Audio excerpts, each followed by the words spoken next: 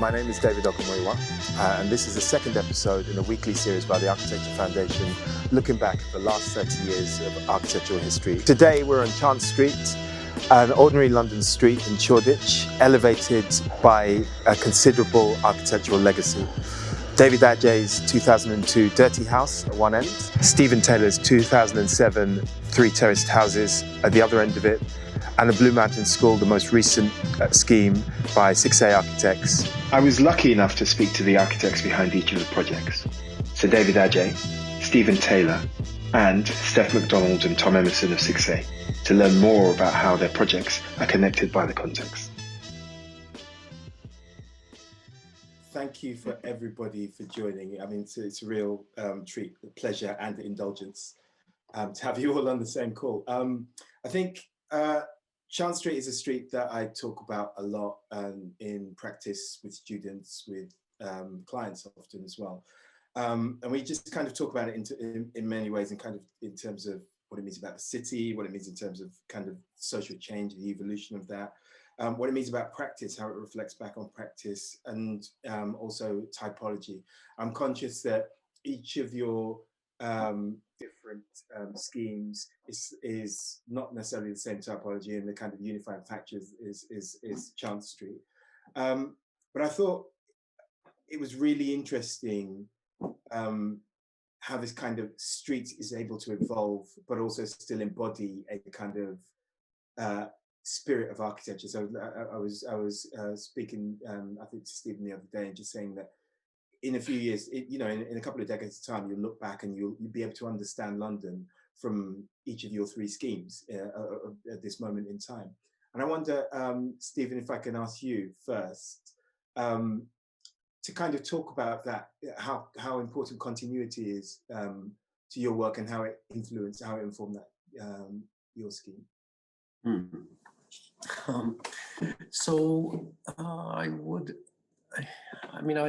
This project for us was an early project.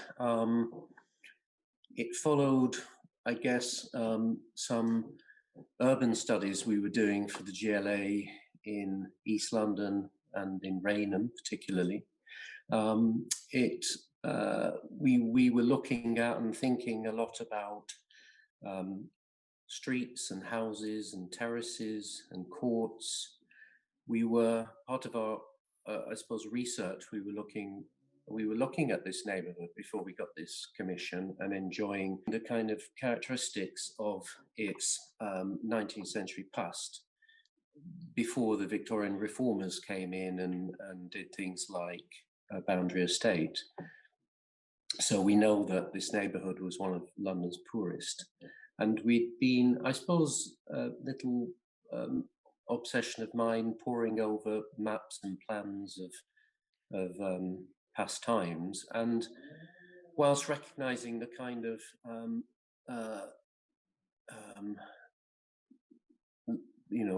low-grade living conditions of this part of 18th century London, nonetheless enjoying or dwelling on the physical characteristics of the way in which buildings and lanes and passages and turnings, Booth described them as rookeries, but the physical characteristics, I think, were quite interesting if they could be transposed to modern times, with modern sanitation and better living conditions and so on. So I was really interested in that, all that stuff, before we got this commission. And then it happened that this project came along, and in fact had consent for a block of flats on it, 3 flats horizontally. And I suppose it was a natural thing to then think, well, could we use the project to in some ways kind of revisit the sort of urban fabric that was once there, and in fact within the urban block that's bounded by Chance Street, Old Nickel Street and Redchurch Street, of which there is still quite a bit of 19th century and 18th century fabric. Could we use the project to kind of revisit some of the typologies that used to be there, the small 18th century house with its tiny courts? So I suppose that was the foundation for us thinking about this project, and perhaps what led us to think about houses, not flats, and what led us to think it might be acceptable. I remember, Ellis, you kind of challenging me on this about the kind of, the qualities of living, or, if you got bad neighbours. I think you said something like, what might it be like sharing these tight courtyards in the back? Because this was a plot that had no rear land. It really was a landlocked site apart from an east-facing facade. So the idea to drop tiny courts in the back to give light and air to the back of the interior spaces was maybe by most housing design standards not something you might do, being 6 meters from your neighbour, and so on. So I suppose all of that interest in pre-modernist cities was there as a foundation to us taking on this project. And I guess the project is a kind of interest in looking at this tight, small house typology and what you can do with just a facade on a landlocked site.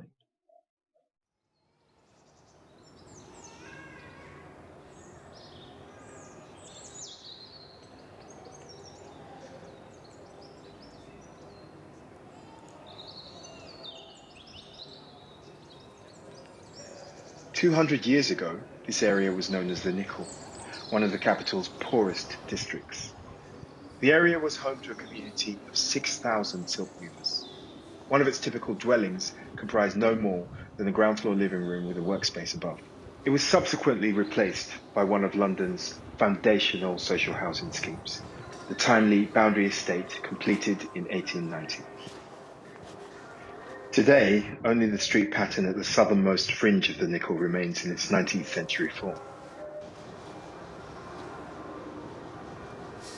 Chant Street, with its narrow street widths and cobbled road surfaces, recalls the atmosphere of an older, more evocative London.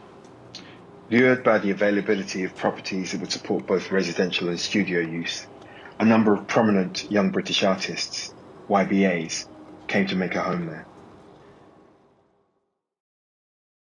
David, if I could come to you, so really interesting. So obviously there's a kind of, as Stephen has spoken about, there's a kind of continuity expressed in your building because it's there was an existing building there that you've renovated and given a new presence. But the grain of that street is really tight, and it's a kind of really kind of compressed and intimate part of the city. It's got this historic legacy of a kind of, it's evocative of a period of London that you find in literature as well, and that many people know as much from literature as they know from architecture. What was always kind of thrilling and fascinating was then the establishment of this kind of brooding presence on the street that seemed to have its own character, almost a kind of, have a force field around it with a kind of, the flush windows that are highly reflective, the black tacky finish that goes around that kind of texture. Was that sort of continuity, did that kind of inform your approach to designing? I've seen some of your earlier sketches, but. For me, it was the project when I was approached by Tim Noble and Sue Webster, the two sort of artists that were together at that time, really was about a kind of a wonderful opportunity to talk about the artist studio and dwelling, of which there was a kind of Victorian sort of flourish of it. You see it in certain parts of West London. In fact, there are many examples.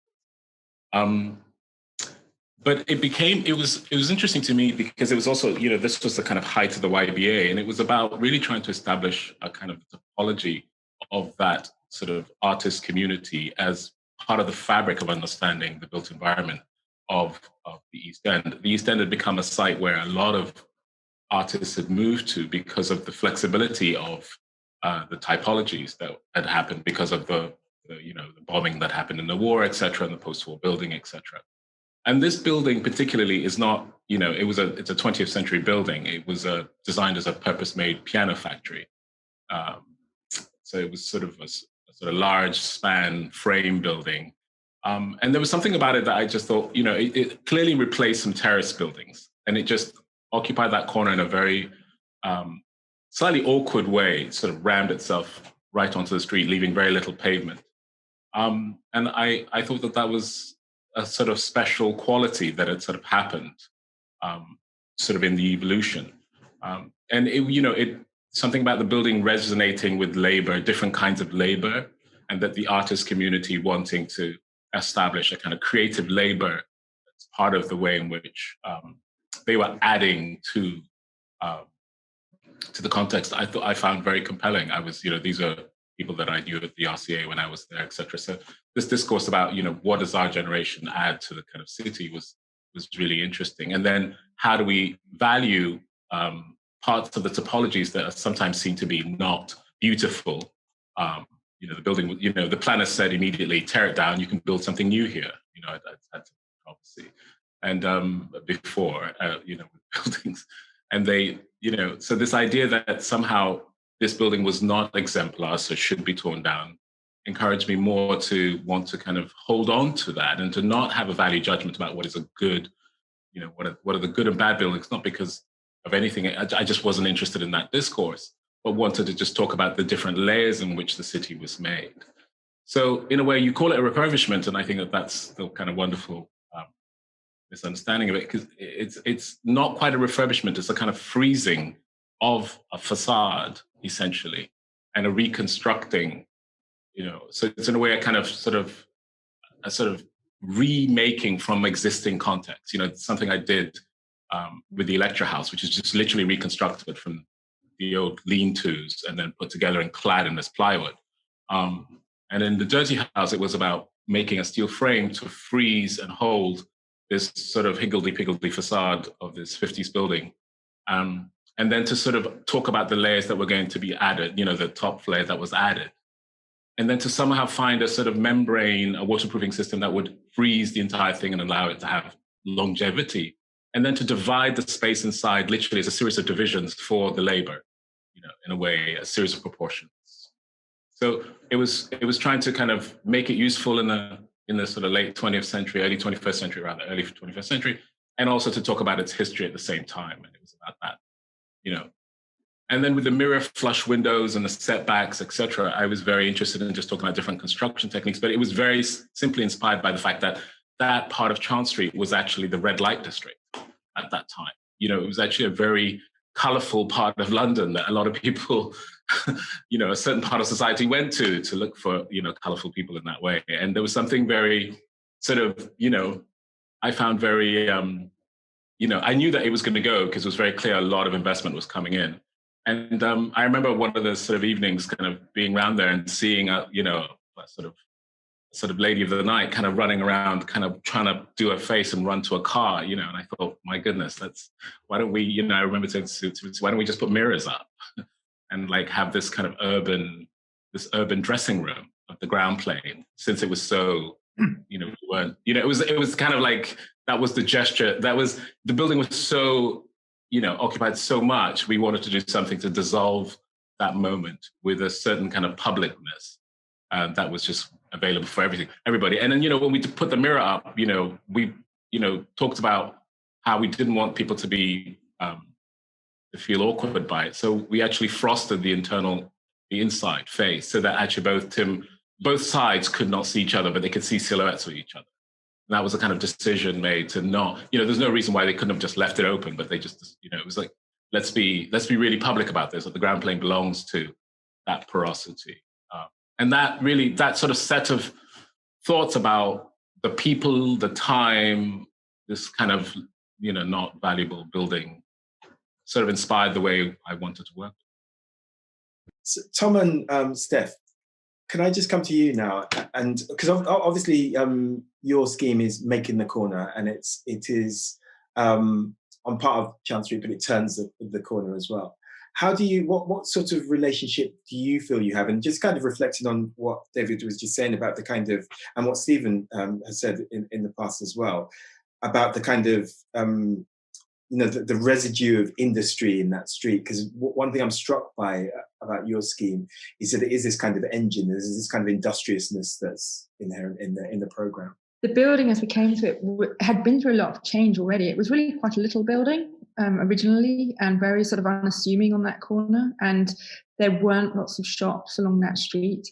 And as David says, it was a very different type of area. And I think Christy and James, our clients for that, I think they were probably the first they brought fashion into that street, on the street, as it were. I think we'd been to kind of, sales, sort of in-house sales and things upstairs in places. There were studios and fashion studios around, but it wasn't a kind of retail place for fashion. And they really brought men's fashion in, and they took on a building had already been changed. Windows had been changed. It had residential, and then it had retail at the bottom and residential above.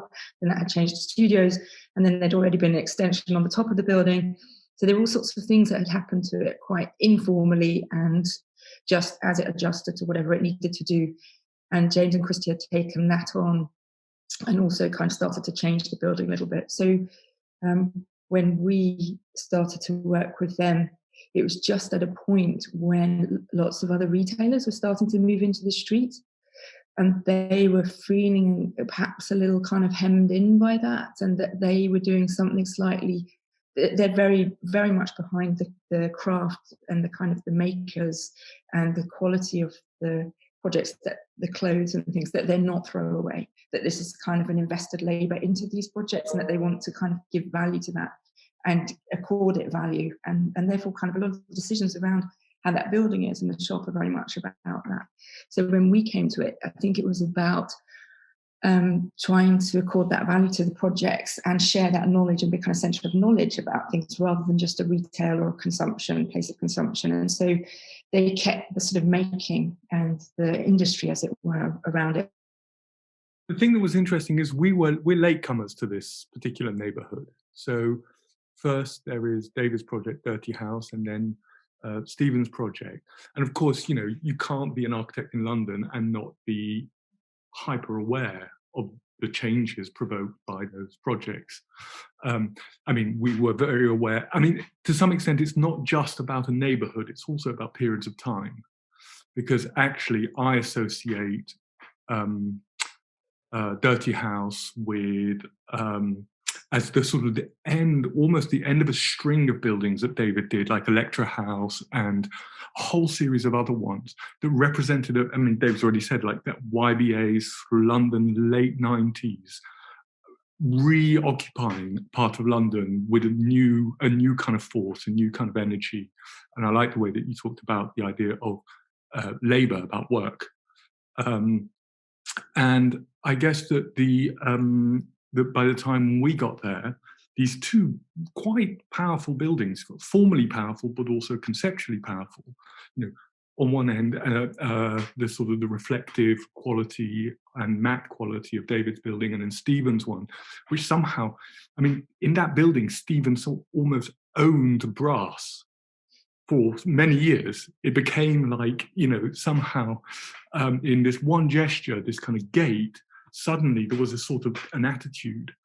And by the time we were sort of between them, there were certain elements that I think were slightly unconsciously grafted in. So it's fairly subtle, but the windows, all the windows and the shop front of Blue Mountain School are really highly reflective glass. So it's it's the thing you don't do with retail. You should have optical purity to see in.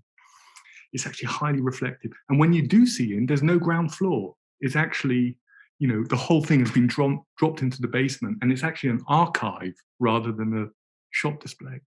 And that sort of sets up a condition where what you see from the street may be quite different from what is going on within.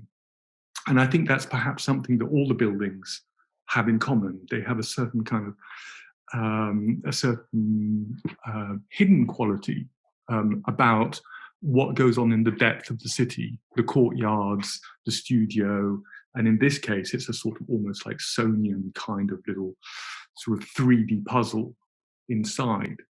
And they all sort of then assume rather kind of reduced external expression through paint, colour, materials.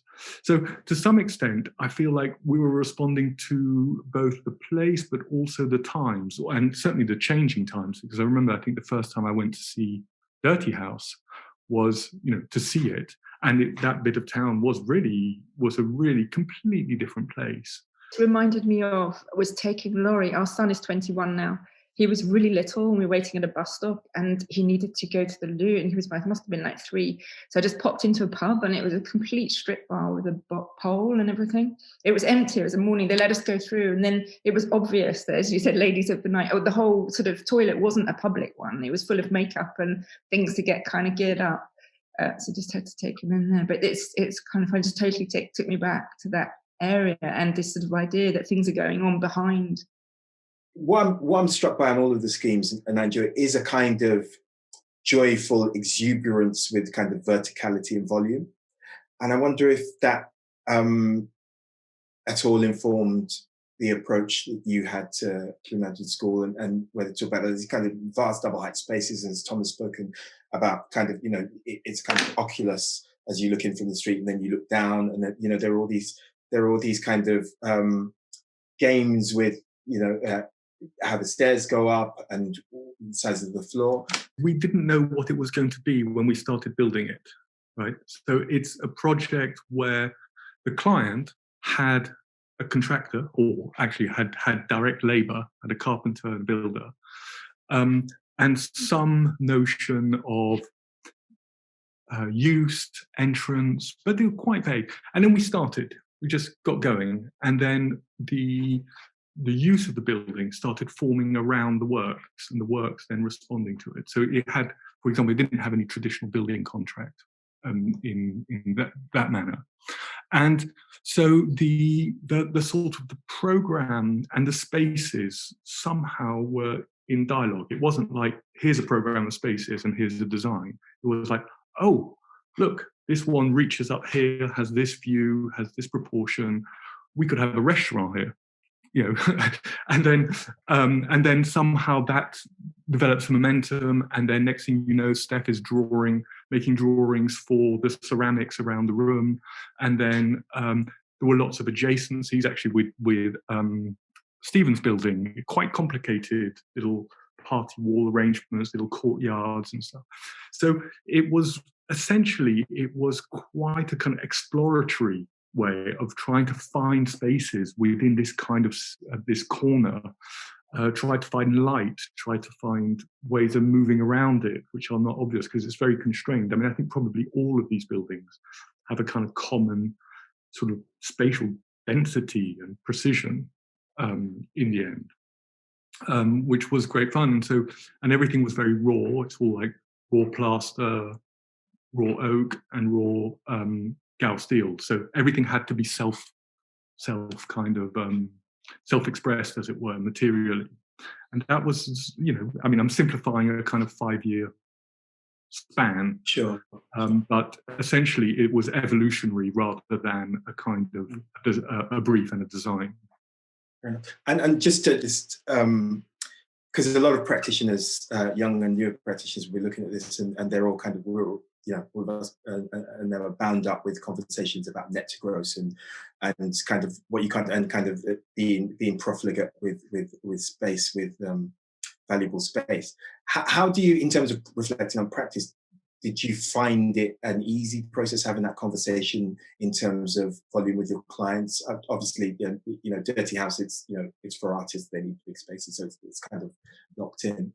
And then Stephen's scheme, you need to draw some light into the plan somehow. So there's those other issues. But on your scheme, how did you have those conversations? I think with us it was very easy. It was driven as much by James and Christy. I think they're really not kind of running on a sort of profit per square meter idea, but much more kind of how can we make this somewhere that people want to come, let's build a community around the people that are coming there, but also a community around the people who they're commissioning and who are making things. And it's really extraordinary. When you go to the supper club and Eddie is cooking, it is a kind of little art form. It's not about just going and having fuel. And so then these spaces have a kind of, are invested with a lot of care, and they were really involved in every bit. And as Tom says, it was much more of a dialogue between, we found this space, and they'll say, we found this chef, and then it's kind of let's go from there. So it evolved alongside each other. It wasn't an easy process to control architecturally. I think working live with the people on site making. So I'm not sure it's a kind of a model of the most efficient. It's a model. It's a model at least. let's say. But Obviously it's successful. So David, I wanted to talk about the. So it seems from the outside that it must have been a really kind of fantastic opportunity to work with artists, YBA artists at the top of their game, and you know, both of you guys in a kind of a creative dialogue. How did that process go? How was that working with your clients there that are obviously creatives themselves and have a kind of expectation about what they need in a pragmatic way, but also as a space? When you say it like that, I'm thinking, wow, was it like that? It's interesting because, you know, when I was starting my practice, I couldn't get any commercial work or anything like that because nobody trusted a sort of architect like myself, because they were just like, he wouldn't know what to do. So, you know, leave him be.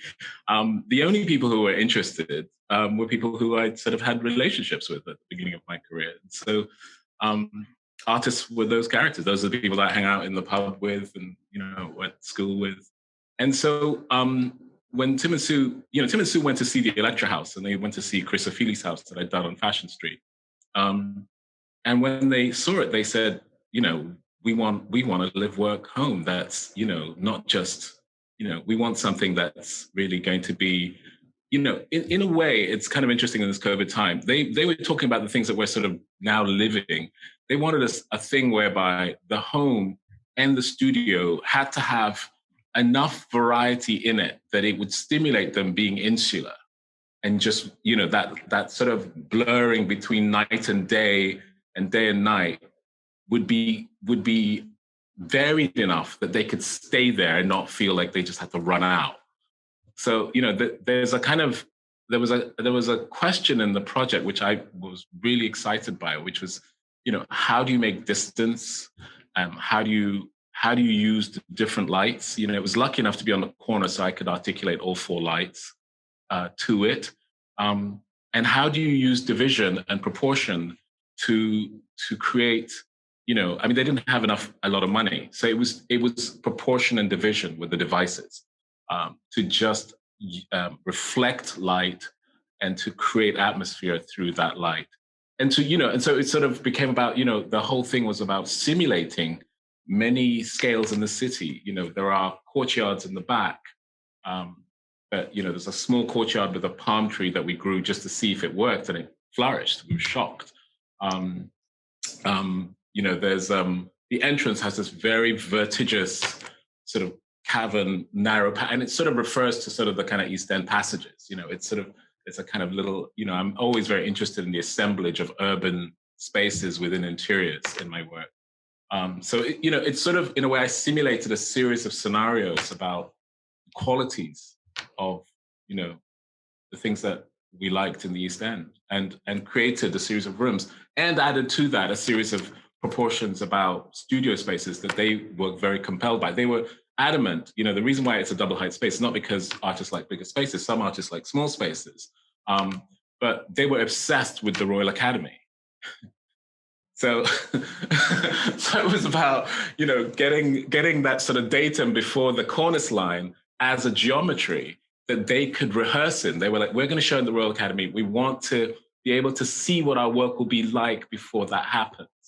And we want a space that we can rehearse in. So actually the purest geometry, the cube geometry of the main space is all about the Royal Academy. So it's about making this institutional space within a residential space, and then unfolding a series of smaller chambers off that. And, you know, by the time we finished, it sort of carved out almost all the space, and there was not much left. There was only one bedroom that I could make. And I remember Sue going, yeah, we need an extra bedroom, David. You've got to squeeze something in here because, you know, love it, but you've got to squeeze an extra bedroom in here because we have friends and they will come and stay. And I remember, you know, we found a kind of niche off the staircase, I just was looking at the section, I realized that I could reduce the office space proportion and put in a little sort of internal bedroom, which is almost like a little secret room. So it became a 2-bedroom house. It's a sort of decadent volume of light and air and space for two artists to be in the act of labor and the sort of way in which that dissolves away from the world. And Stephen, if I could come to you, so it's really interesting, David talking about a kind of decadent use of space, but that's almost got a different complexion now in COVID times, where we're talking about work from home, and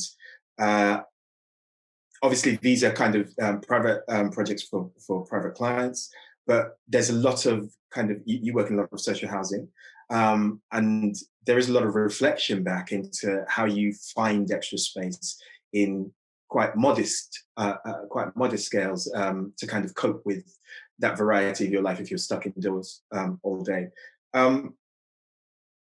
I remember at the time there was a big kind of, there was a lot of talk around the early noughties about live to work. It was as Thomas pointed out, it was a big thing that this kind of seems really prescient now.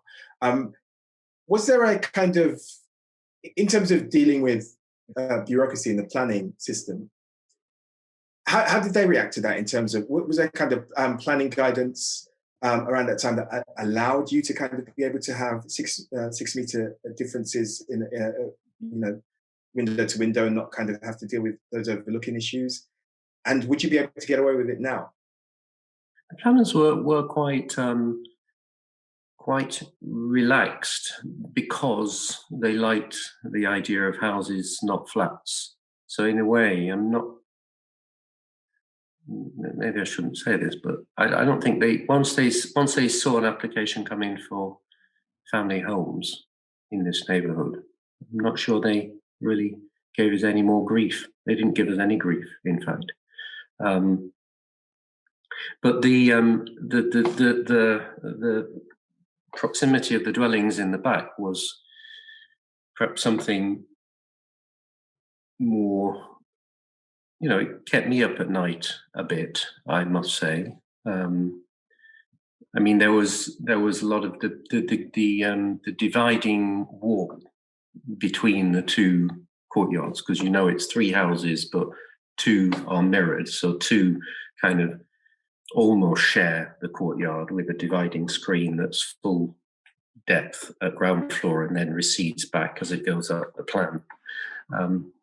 That kept me up a bit, I was referring to Ellis's query about it.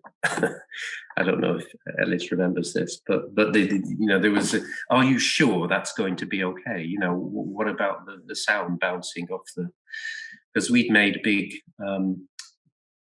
play about how these little courtyards, firstly, they were very necessary to make the ground floors really habitable, but they were not a waste of footprint, because the client challenged us and said, but if you cut these yards out, you're taking away valuable footprint. And we said, well, no, it brings added value to the quality of the spaces as you ascend up the plan. But the ground floor, of course, you could walk out onto. The first and second floor you couldn't, but you could walk out with your eyes, so to speak. You could kind of feast on but you could open the glazing fully and almost reach out to the space, grab the space. So we convinced her that it wasn't a waste of space. It was, visually at least, when you're in those rooms on the first floor and the second floor, the top floor, it's space that you consume visually as part of the quality of the space. So, to your question, the planning wasn't an issue, but it was something we wrestled over in our minds. How small can small be? Even the width of the houses, I can't remember what they are now, but they're quite narrow plots. And Tom, you referred to the kind of courtyards and the party walls, and I remember the construction of the party wall against the neighbours, both north and south. So south, Tom and Steph's building. I think it's a single skin because I think there was which you couldn't do now, because you somehow I remember the engineer was tearing his hair out at wanting, you know, a full brick, but it was a half brick skin. And I remember there was a sort of, you know, there was some keying into the party walls, the whole party wall thing. I don't know if that came up with your subsequent project afterwards, but there was keying in a single skin to our neighbours' walls to make them beefy enough in order to get a party wall dimension for all three houses to be just about agreeable. But if we could make that work, then we could do houses and enjoy, you know, the bottom, the middle, and the top. That was the sort of, I suppose, the win. Does that work in planning now? I think it does. It's about direct overlooking now, isn't it? You know, so providing a window doesn't look directly at the neighbour. I mean, I tell a lie, because it does. Because if you actually are walking up the stairs, you look south or north, depending what house you're in. But I think we thought it's okay to walk up the stair and see your neighbour. To be in a bedroom or a living room is not very agreeable. But to be walking, you know, to be moving vertically, it's okay. I'm not sure everyone would agree with that. I mean, I suppose I've always loved dense, tight, grain cities. I've always felt, when I was younger and travelling, I was always enjoying the warmth that dense urban neighbourhoods give. I remember going to Barcelona when I was 18 and walking through Barceloneta and the Barry Gothic, and really enjoying these narrow lanes where every 20 meters or something there'd be some cafe or bar or illuminated entranceway or something, and feeling a real sense of feeling a sort of sense of welcoming warmth, and, you know, having grown up in a suburb, feeling a sense of containment and warmth, inviting, and some of that enjoyment of those kinds of towns and villages and cities of tightness is definitely in the background in this project, and perhaps in a way spearheaded the kind of thinking we can make these small courtyards and they're going to be all right. They're going to be warm and comforting and neighbourly and bring a sense of togetherness. I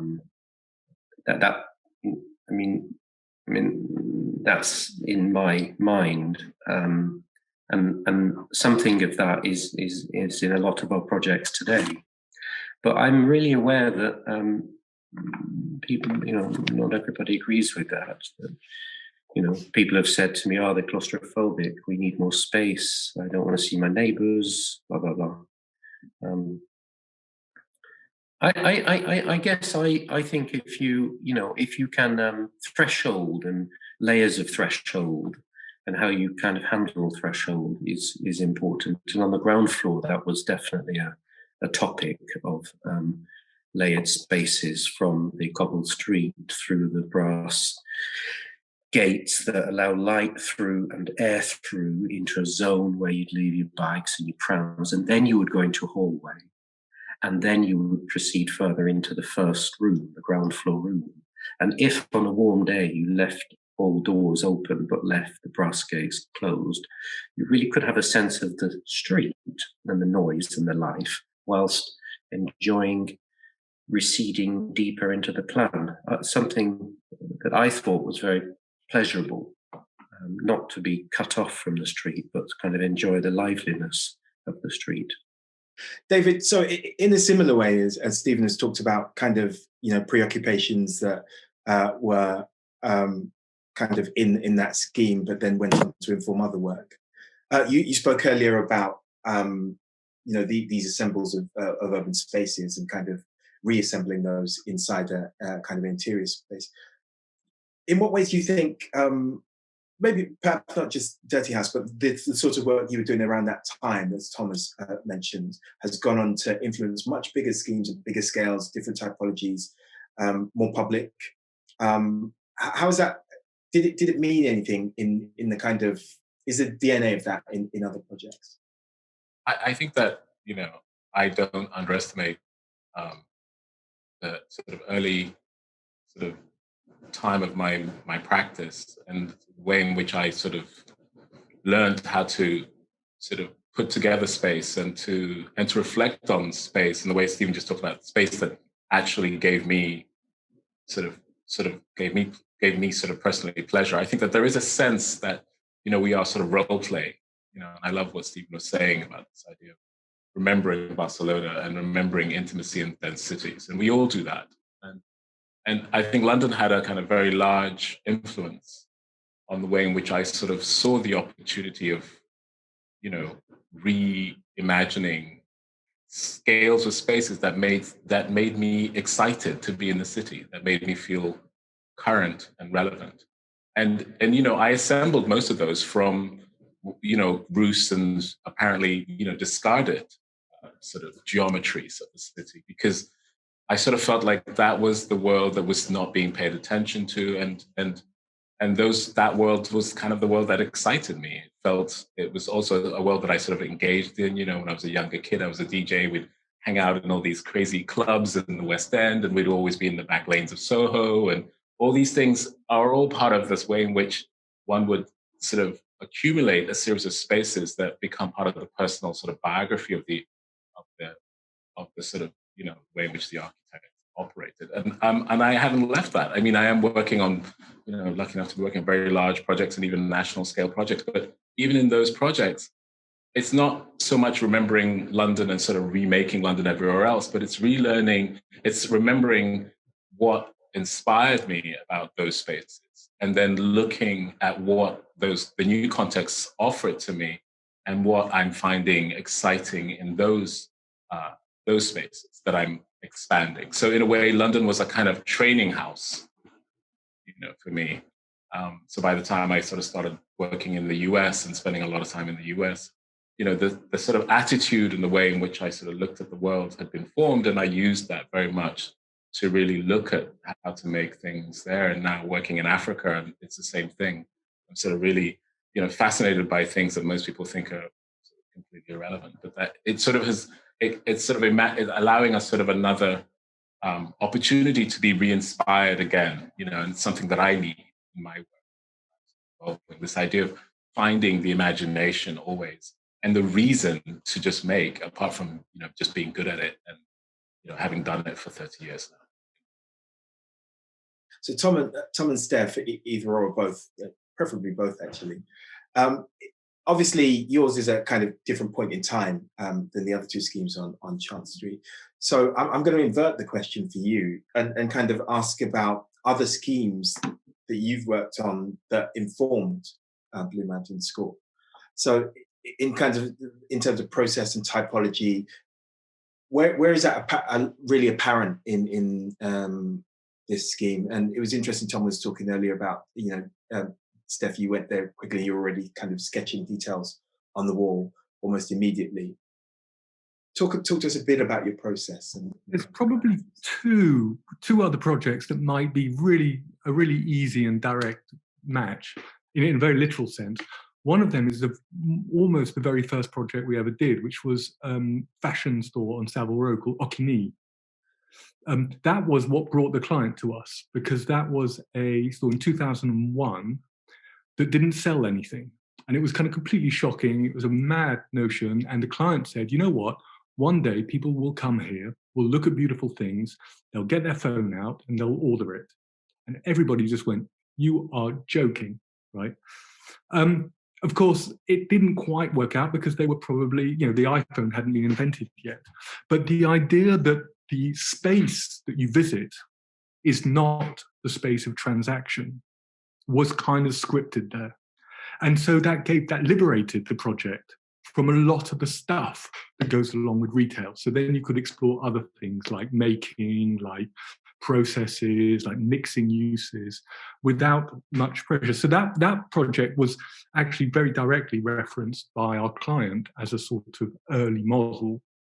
And then the other project, which maybe was going on simultaneously with this, was the studio that we designed for Jürgen Teller, which, if you take Blue Mountain School and then turn it horizontally and stretch it a bit, has elements, and I think it really resonates with what David said about studios, about the fact that the artists who work in the studios, they're looking for lots of different environments within which to produce. The idea of the artist studio as a sort of singular white thing is actually kind of to totally limit what they're looking for. They're looking for places to think, to breathe, to imagine things, to make things. And that had, I would say, spatially, at least maybe in our minds, spatially, the two projects have quite a few things in common. They're projects that unfold. Mm. They're projects that don't really reveal themselves to street. There is a street presence, but it's not revelatory. It's kind of like, I'm here, there's some communication, but actually it's going to take some time spatially for the project to really unfold. And so I'd say those two projects to me feel like they are somehow together as a set. You go into a tiny door on Chance Street and down a little corridor, and then you go downstairs, and each time that you go into a smaller space, then you come out into one of the larger spaces, and you get this kind of compression and expansion and surprise. And a building that actually is quite small in its footprint delivers these really kind of quite kind of extraordinary spaces internally that you just come upon. And I think that's probably something that we do look for in all our projects. I'm trying to think, the staircase is definitely one that we do try and, the staircase is the whole dimension, almost of the first 3 floors. And we do try and take things to their extreme. So Jürgen's is 60 meters long. There is one view that takes you right through the building that you can see inside and outside and inside and outside and inside and outside through the gardens and the rooms.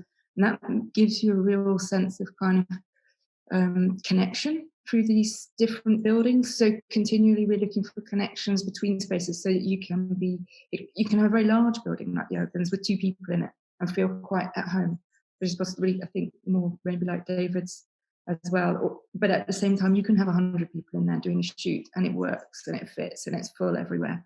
And that's super interesting as well. So I think Blue Mountain has a little bit of that capacity, even though it's kind of quite a small footprint, and it does it more vertically. And then there's always the kind of search for the smallest, everything that will add to that space. So everyone who goes to supper club ends up on the little balcony outside the kitchen, having a cigarette or a vape or whatever at the end. It's really nice the way people move around and kind of colonize different places. It's very informal but connected, I think. And that's maybe something, houses and in the bigger spaces, it's those connections. I'd say even something like Churchill is sort of surprisingly like that in what you connect across.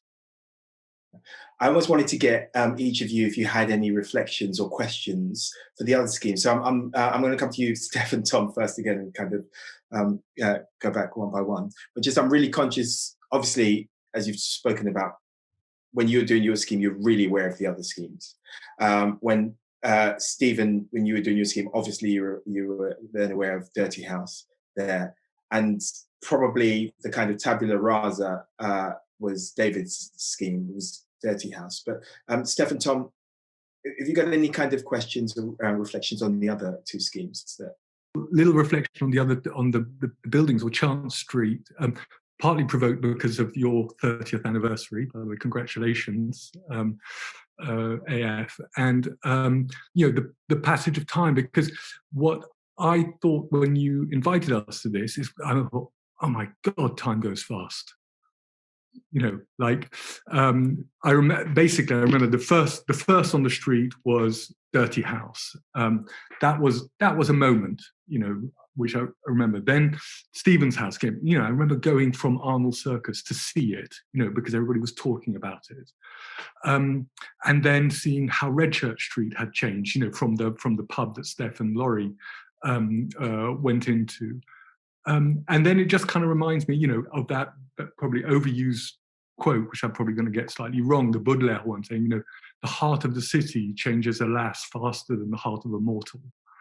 And how much it's changed, and how quickly it's going to change, because I think only just last week, a couple of weeks ago, the mayor consented the Bishopsgate development. Mm. And, I think this conversation in 20 years' time will be wild. It's interesting even now that when we did the planning, the conservation area, which Chant Street belongs to, actually, I'm sorry if it makes you guys feel old, refers to your two buildings. Right? So now these things which were really progressive engines of change are now embedded within what is understood to be the fabric of the city. That is quite extraordinary. Yeah. And I think that's also a testament to how good those buildings are. And just like, because often planning Tower Hamlets were incredibly supportive. You said that as well, Stephen, and David, maybe you found that, but it felt like they were very open to this area, recognising this area as having kind of a history of change and being heterogeneous. And so they were very supportive. They were using your buildings as precedents. And we were able to use your buildings as precedents. But they were very open to that. So it was interesting planning to work with. And David, were you kind of aware of, because obviously Dirty House is completed, you move on, but then there's this kind of string of other buildings on Chant Street and in the area. Are you kind of aware of this legacy, and do you feel nostalgic about it? I mean, it's really interesting what Tom was saying about in terms of the kind of the Bishopsgate and how we might reflect back and say, look, it was perfect then. Why didn't they just stop? I mean, was there a point when enough was enough? Definitely. I mean, what's wonderful is that I know Stephen and I know Tom and I know Steph, and and follow their work and have followed their work since they started, and I'm a fan of what they do and how they think. For me, it was wonderful that they were sort of part of the Chant Street story. When I started, Chant Street was just sort of like this weird little street.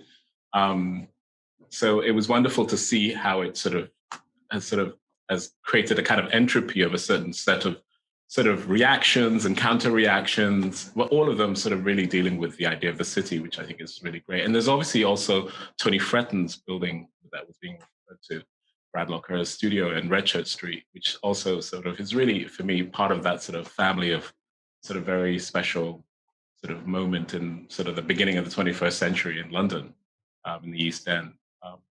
I'm happy that it's become something. I didn't know, Tom, that it actually become part of the framework. That's really kind of extraordinary because, when I did it, actually, Tower Hamlets were not quite happy about what they got. They were a little bit like, you need to make that render tidy. It's a bit too messy, and I think it was this idea of not quite understanding what the drawing said and what was actually built. And, we were very clear.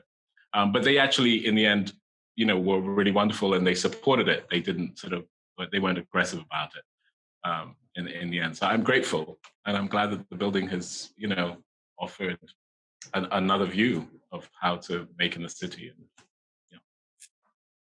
And just quickly, Stephen, any reflection from you on being kind of perched in the centre of these? You yourself refer to the phrase urban palimpsest and this idea that, we as architects, we can enjoy layers and layers of change. And when I look at all three of these projects, as you outlined earlier, they're reacting to the city at different moments. And I find it very enjoyable to walk around there now and see that in their different ways, the buildings are interacting with the city at different times. And one of the things I always found very fascinating with your building, David, it was this couldn't understand it for a long time. This black texture that you applied, this paint that I think is painted on lampposts, and that combined with the mirrors, and to me that was very interesting way of engaging with the kind of hard, dirty, gritty neighbourhood that it was, and in some extent still is. It's, you talked about the mirror and the nightlife of the time, but the kind of black sticky, I don't know what it is. Anti-graffiti paint.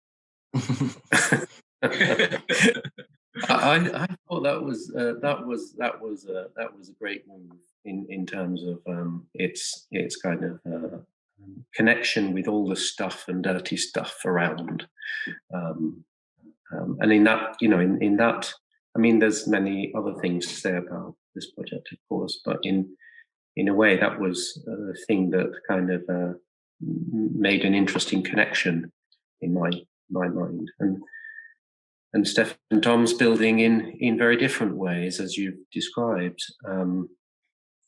But the thing that, again, there's many things one could talk about, but the overcoating of the brick resonating with the form making of the top as a kind of bringing a kind of both a homogeneity to the entity, but also embracing the difference between the old building and the existing building is something I found very fascinating.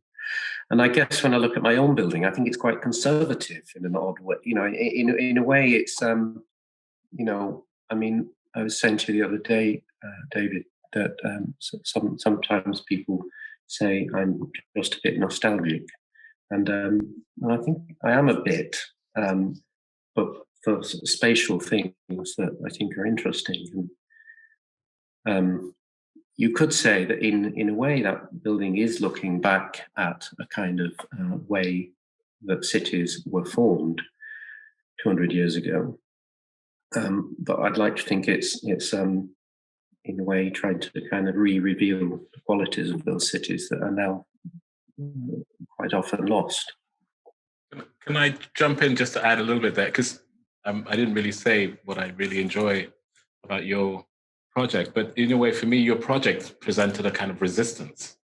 It was, it's for me, you say conservative, but actually for me, in a funny sort of way, full circle, I think the way in which you bring that, the quality, I mean, for me, there's something very anti-capitalistic about your work, which I enjoy very much, that it sort of challenges this sort of homogenizing, generalizing of architecture.